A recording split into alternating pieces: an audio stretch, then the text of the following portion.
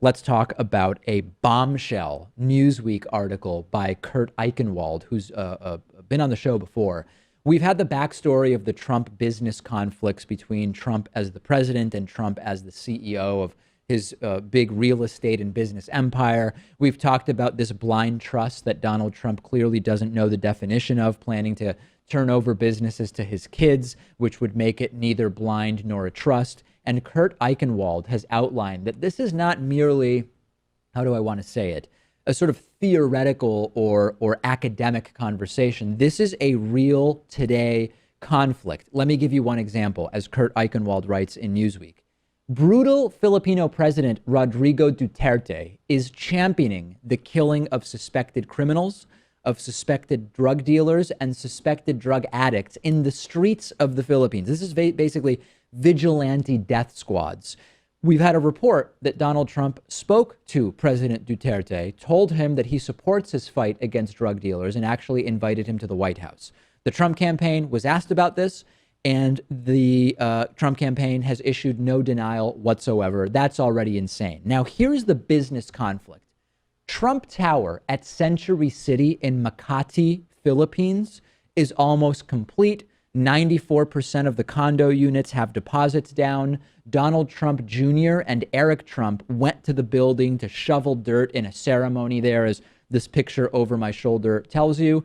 Ivanka Trump's jewelry is expected to be available in the building. This project is going to be a stream of millions of dollars from the Philippines during the Trump presidency.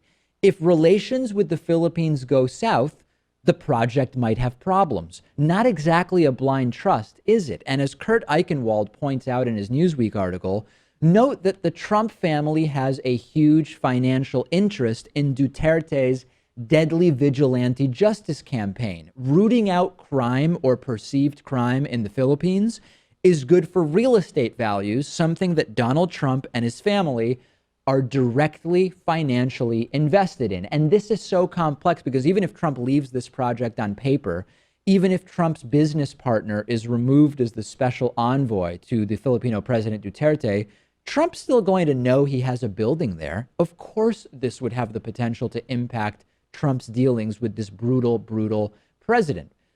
So number one, there's some really specific constitutional questions here. We know about the emoluments clause. We know that according to both Bush and Obama ethics lawyers, Donald Trump, as it stands today, would be in violation of the Constitution if he were not to resolve these conflicts before taking office.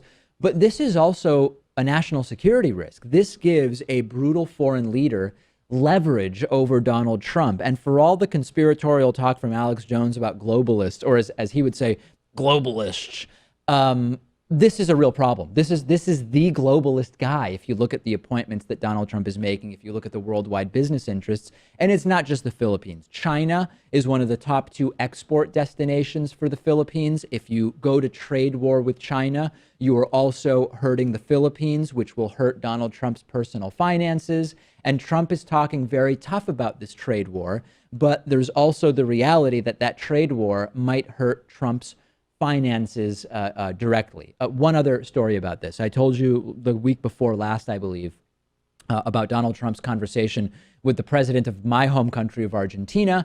Within 3 days of that conversation, a stalled 35-story office building in Argentina was reportedly moving again. And that is just yet another way in which the relations with a lot of these countries relate directly to Donald Trump's checkbook, or not checkbook, to his bank account and to that of his kids. This is a national security risk.